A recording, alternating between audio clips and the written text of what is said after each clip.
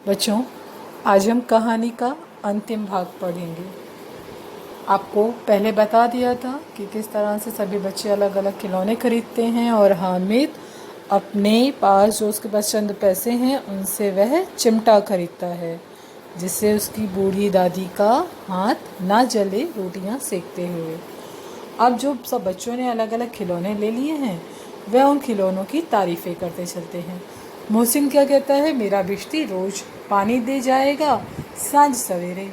महमूद, और मेरा सिपाही घर का पहरा देगा, कोई चोर आएगा तो फ़ौरन बंदूक फायर कर देगा। फायर मतलब फायर कर देगा। नूरे क्या कहता है, और मेरा वकील सब खूब मुकदमा लड़ेगा। समी, और मेरी धोबिन रोज कपड़े धोएगी।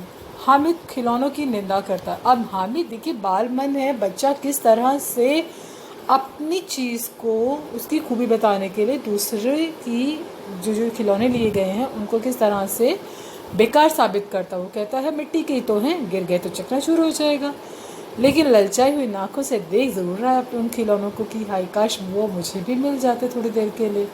वो क्या कहता है, जैसे ही वो उन्हें लेने के लिए कोशिश करता है उसके हाथ लड़के अचानक से पीछे खींच लेते हैं, क्योंकि कभी भी बच्चे बड़े सेल्फिश होते हैं, स्वार्थी होते हैं, उन्हें अपनी चीज़ से बहुत प्रेम है। आपने कक्षा 10वीं में पढ़ा भी था, क्या पढ़ा था आपने, राम लक्ष्मण परशुराम संवाद में, कि जब लक्ष्मण कहते हैं कि तुम्हारा इस धनुष से ऐसा मोह है जैसे छोटे से बच्चे का अपने खिलौने से हो। ठीक है, तो वहाँ वही चीज़ वो कहता है कि जब वो अब कहता है कि एक बार दिखाओ तो अपने खिलौने, लेकिन कोई बच्चा दिखाता नहीं है। तो अब सारे अब मेले से वापस लौट रहे हैं क्योंकि पैसे भी ख़त्म हो चुके हैं, शाम भी होने को आई है, घर जाना है। सब इंतज़ार कर रहे हैं। रास्ते में चलते हुए सब अपने अपने चीज़ों से खेल रहे होते, अपने खिलौने से। सारे मिठाइयाँ खा रहे होते हैं, किसी ने रेवड़ियाँ ली हैं वो खा रहे हैं, कोई गुलाब जामुन खा रहा है, कोई सोहन हलवा खा रहा है। सब मज़े से अपना रास्ता नाप रहे हैं। लेकिन हामिद के पास ऐसा कुछ भी नहीं है, उसके पास 3 पैसे हैं। क्यों नहीं कुछ लेकर खाता, ललचाई सी आंखों से सब और बस वो देखता रहता है। अब वो चाहता तो है कि कुछ ना कुछ उसे भी मिल जाए, लेकिन ऐसा हो नहीं पाता क्योंकि बच्चे जो हैं किसी भी तरह से अपनी चीज़ को बांटना पसंद नहीं कर रहे हैं। अब रास्ता चलते हुए सब अपने खिलौने से खेल रहे हैं। तभी हामिद क्या करता है, बताता है कि उसका जो चिमटा है वो चाहे गिरे, चाहे उसको पटक दो, चाहे कुछ भी कर दो, वो तो टूटने से रहा। उसको अगर बजाओ तो फकीर बन जाओ, उसको अपने कंधे पे ले लो तो बंदूक बन जाती है। इस तरह से, और एक वो खिलौने का काम भी कर रहा है और ऊपर से उसकी दादी के लिए भी वो बहुत मददगार साबित होगा। मैंने तो ऐसी चीज़ ली है जिससे सब के सब बहुत खुश होंगे, लेकिन तुम लोग कहते बकवास चीज़ लेकर आए हो। तुम्हारा जो पहरेदार है, सिपाही है, अगर वो गिर गया तो टूट जाएगा, तो क्या वो पहरा देगा? तुम्हारे वकील को ज़रा सा हाथ लगा नहीं, वो चकनाचूर हो जाए, क्या वो न्याय करेगा? धोबिन भी कपड़े नहीं धो पाएगी। अब बच्चों के दिमाग में आने लगता है कि शायद हम जो चीज़ लाए हैं वो बहुत बेकार है और हामिद जो लेकर आया है वह बहुत अच्छी है। अब उनके मन में लालच आ जाता है, उन्हें लगता है कि काश हामिद अपना चिमटा थोड़ी सी देर के लिए हमें दे दे। अब सब खुशामद करना शुरू करते हैं हामिद की कि हामिद एक बार तुम मेरा वकील ले लो, तुम मेरी धोबन ले लो, तुम मेरा सिपाही ले लो, लेकिन थोड़ी देर चिमटा दे दो। अब हामिद सब में श्रेष्ठ साबित होता है। हामिद बड़े ही अंदाज के साथ चलो ठीक है, मन में तो वो बहुत चाहता है कि सब चीज़ें मुझे मिल जाएं, लेकिन वह जताता ऐसे है कि उसे ज़रूरत नहीं है, लेकिन वो एहसान कर रहा है तुम्हें देते हुए। चलो ले लो, चलो तुम भी खेल लो, लाओ अपने खिलौने मुझे दो। वो उन सब खिलौनों से खेल भी लेता है क्योंकि बालक है, बच्चा है। बच्चे का मन होता है कि हाँ हर एक चीज़ खिलौने से खेलना उनकी स्वाभाविक प्रवृत्ति है, लेकिन वो चीज़ मिल नहीं पाई है क्योंकि उसने एक बहुत परिपक्वता दिखाई है अपनी सोच में।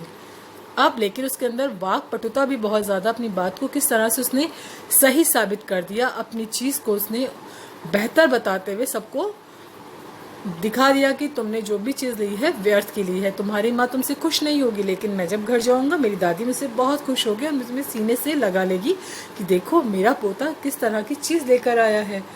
सब अब अपनी खिलौने तो देते हैं, साथ ही साथ जो खाने की चीज़ें भी लेके चल रहे थे रास्ते में वो भी हामिद को पकड़ाने लगते हैं। कहते हैं हामिद तुम मेरा गुलाब जामुन ले लो, चलो हामिद तुम ये कौन सी मिठाई खाना चाहोगे। मतलब वो मन ही मन उस चिमटे के प्रति उसने ऐसा कह सकते भूमिका उसकी बांधी कि सभी बच्चों को अपने खिलौने बेमानी लगने लगे, बेकार लगने लगे। उन्हें लगा सच में ये तो व्यर्थ की चीज़ें हैं, अगर ये गिर गई, अगर ये टूट गई तो हमारे पास रहे बचेगा क्या। लेकिन हामिद का चिमटा तो इतना ठोस है, इतना मजबूत है कि वो गिरे पटके वो कुछ भी करे वो हमेशा रहेगा। उसे बजाते हुए वो फ़कीरों की तरह भी घूम सकता है, वो कंधे पे रख ले तो वो बंदूक बन जाती है। अगर कोई आपदा आई तो उसे मार भी सकता है अपने चिमटे से, उसे हटा भी सकता है किसी को, और अगर कहीं कोई कीचड़ विचड़ हो उससे रास्ता भी बना सकता है। कितना कुछ काम कर सकता है उसका चिमटा, तो बेशकीमती है।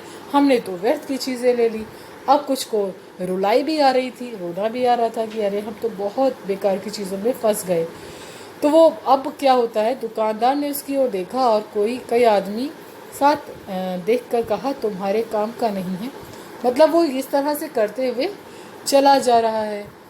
अब घर जब वो पहुंचते हैं तब क्या होता है, घर पहुंचते ही जब दादी को वो दिखाता है कि दादी देखो मैं चिमटा लेकर आया हूँ, तो दादी एक तरह से मन ही मन तो बहुत प्रसन्न है, लेकिन उसे गुस्सा भी आता है कि जो चीज़ मैंने तुझे पैसे इतनी मुश्किल से जुगत करके दिए थे तो उसे कुछ खा पी लेता। भूखा प्यासा मेरा बच्चा पहले तो पैदल गया, माँ का दिल है। सोचिए वो सोचती है कि पहले मेरे पास पैसे नहीं थे, और क्या कहते हैं वो कहती है कि पहले ही वो पैदल पैदल जा रहा है, थक गया, उसके बाद उसने पूरा रास्ता ऐसे ही रहा, उसे कुछ खाया नहीं और लेकर भी आया तो क्या चिमटा। वो मन में तो बहुत खुश है, लेकिन एकदम से उसे रुलाई छूट जाती है। उसे लगता है कि नहीं, मेरा बच्चा इतना समझदार कैसे हो गया और मैं कैसी बच्ची बन गई।